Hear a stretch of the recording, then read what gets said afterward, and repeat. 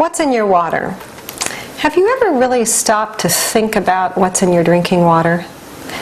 After all, hydration is really key to the human body. Most of us worry about hydration or think about it when it's a really hot day or when we're doing active sports, but we don't think about it, I think, enough on a day-to-day basis. After all, when scientists seek to determine whether there's life on other planets as we know it, what's the first thing they look for? Water. Why? Because water is essential to life.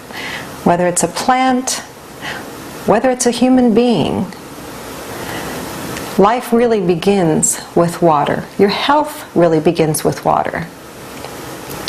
We can go a long time without food, depending on our constitution, but we can't go very long without water. In the same way that we worry about drought within our community, if there's not enough water, we can't wash things, we can't clean things, we can't nurture things by giving them the water that they need. A personal drought within the body creates many crises that over time simply accelerates the aging process, literally. Why? The human being, when it's born, is actually composed of 78% water. That's why that skin is so smooth, the bones are so supple. By the age of 7 years old or so, that percentage of water has decreased to 75%. Let's take a look at where that 75% is. The brain is almost 81% water.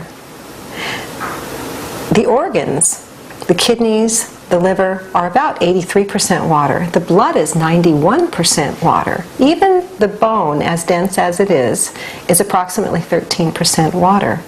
That's a lot of water within the body. Small bits of dehydration throughout your life can actually dehydrate you and accelerate the aging process. If you think about it, if you purchase a house plant at home, and many of us have done that, haven't we? We love them and then we lose them. They come home, they're perfectly green, they're very healthy. A few weeks later we sort of forget to water it. What happens? It wilts. We water it, it picks right up, it looks great. The second time we do that, it wilts again. We water it and it livens up again. But the third or fourth time that we do that, we're losing the plant, aren't we? Every single dehydration episode, the plant takes a hit. In that same sense, our bodies do the same thing, and the aging process is literally accelerated.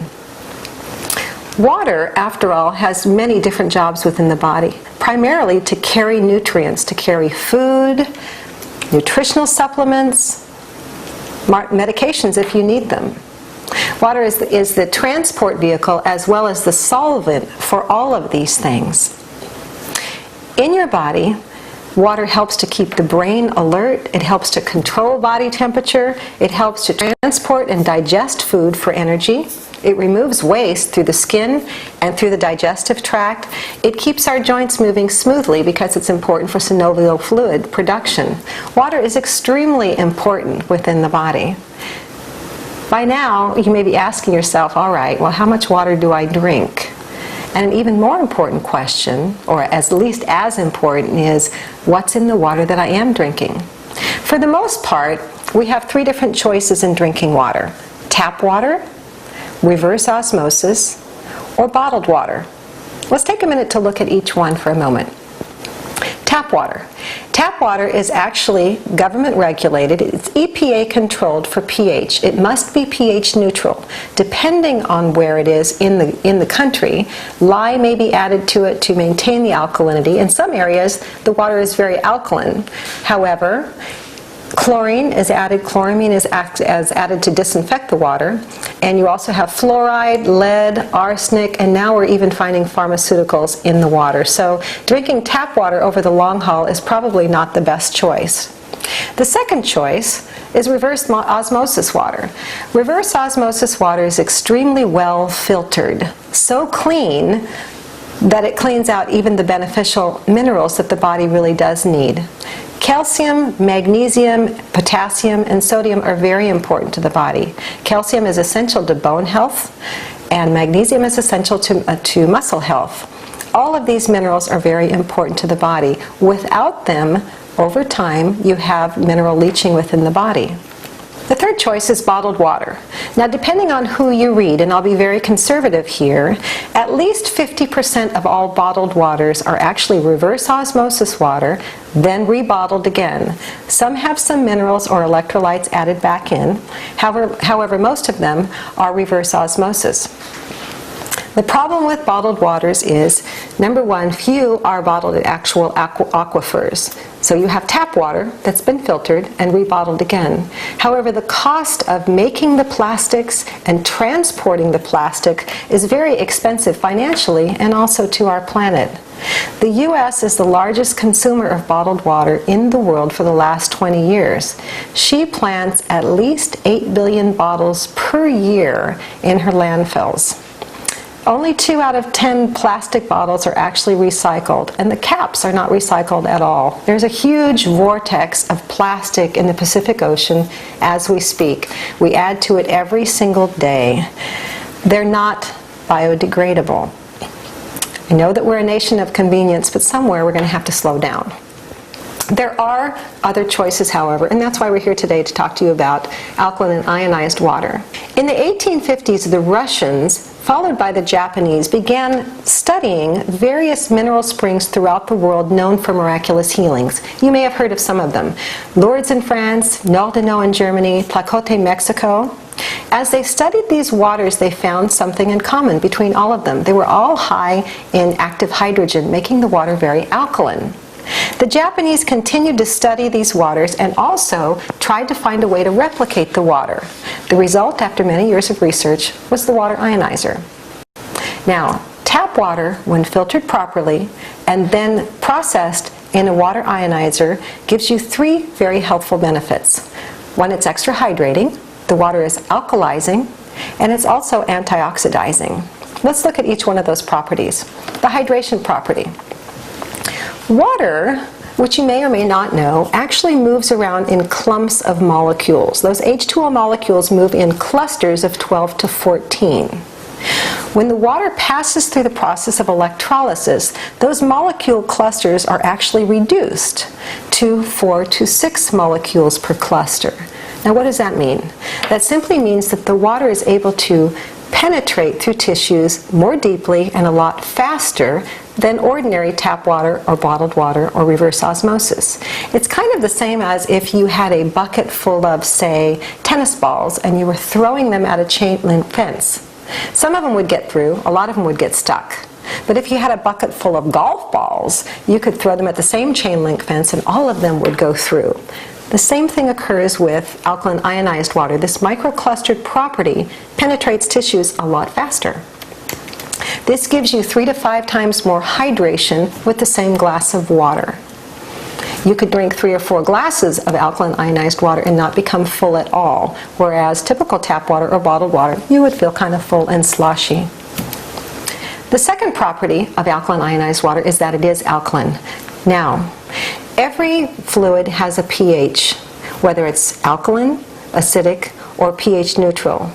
In the body, we have an acid-base balance within the body. Now, what affects that? Well, as with anything, when you burn fuel, if you burn fuel in a fireplace, you have the result of energy, and you also have smoke or ash, an acidic waste. The same occurs within the body. You have a result of energy, but you have this acidic waste.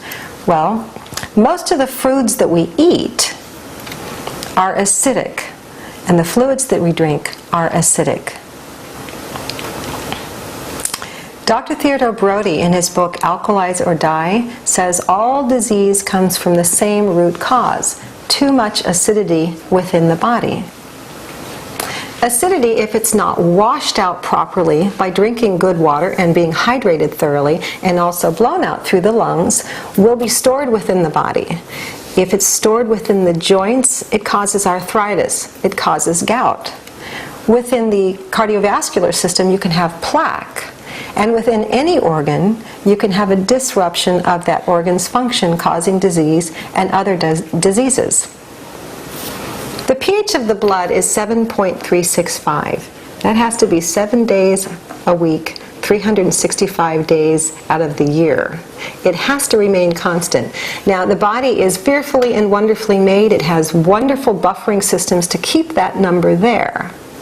If we are drinking a lot of acidic coffees and teas and sodas that add more acidity to the body, or we're eating foods that do the same thing, the body will simply buffer that by borrowing calcium and magnesium, all those alkaline minerals it will borrow from the bones or the teeth or the muscle to keep this balance at 7.365. The problem there is that when you're doing all this borrowing from Peter to pay Paul, you have a deficit somewhere. The result can be osteoporosis or muscle irritability. Over time, it creates disease. There's no substitute to alkalizing the body by eating large amounts of fruits and vegetables. However, we can make a big difference by drinking the right water that's not acidic, but that is alkaline as well as very hydrating, so that it penetrates the tissues to do the job that water should do, transport all the nutrients, medicines, nutritional supplements that you have, but also can do the house cleaning by washing out all of the cells. This can occur with alkaline ionized water because it's microclustered and even more hydrating than regular water. The second property, the antioxidant property. Oxidation within the body is the same as it is on an apple that's exposed to the air or an avocado when it begins to turn brown. That same process occurs within the body. Oxidation is actually unstable oxygen in the form, it's called a free radical, unstable oxygen that's looking to neutralize itself with an electron. In the body, you may have a normal cell. When it's attacked by a free radical or that unstable oxygen, it's looking to neutralize itself. It will steal those electrons and oxidize that cell. One oxidized cell produces another oxidized cell, produces another oxidized cell. Pretty soon you have either a tumor, perhaps cancer, some form of disease. An antioxidant has extra electrons that it can freely donate to that free radical and neutralize that free radical. Now, we all are going to grow older. Our bodies will oxidize over time. We can't stop it completely, but we can slow it down by large amounts of antioxidants in our fruits and vegetables, and most certainly by drinking alkaline and ionized water. This chart shows the oxidation reduction potential of a liquid. Oxidation reduction potential, or ORP, measures the antioxidant potential of any liquid. Here you can see that on the positive side, we have sports drinks, tap water, reverse osmosis. A positive number means it's positively oxidizing to the body. You want a negative number, or oxidation reduction potential. On the negative side, we have fresh orange juice at a -50, green tea at a -100 or so, cod liver oil, which is very powerful, at a -200 if you can drink a whole lot of that, or alkaline ionized water at a -300 to a -700 depending on your source water and how you have adjusted your machine, on which setting. Dr. Shinya is a prominent gastroenterologist that works out of Beth Israel Medical Center in New York City. Dr. Shinya is well known for the procedure colonoscopy. The Shinya loop is the small hook that's used to extract polyps out of the colon. Dr. Shinya uses alkaline ionized water in all of his treatment regimen because of its colon cleansing property. If you can see here, these slides, this is a picture of a breast cancer victim before and 3 months after the use of alkaline ionized water. Look at the difference between the colons. This clean and healthy colon on your right. This last slide is of a prostate cancer victim. Look again at the difference between this sick colon followed by a clean and healthy colon. We all know that clean and healthy colon is imperative to transportation of nutrients and also to be able to detox the body. Alkaline ionized water, with its benefits of antioxidant properties, alkalizing the body, and also superior hydration, can improve any medical condition simply by hydrating fully and bringing the body to its level of homeostasis where it can do what it does best, which is to heal itself. I hope some of this information has been helpful to you to consider what's in your water, what kind of drinking water are you and your family drinking. Hydration is key to the body, and the type of water you're drinking is very important. And perhaps this will help you to consider a water ionizer. It has very helpful properties both for the body and for use within the home.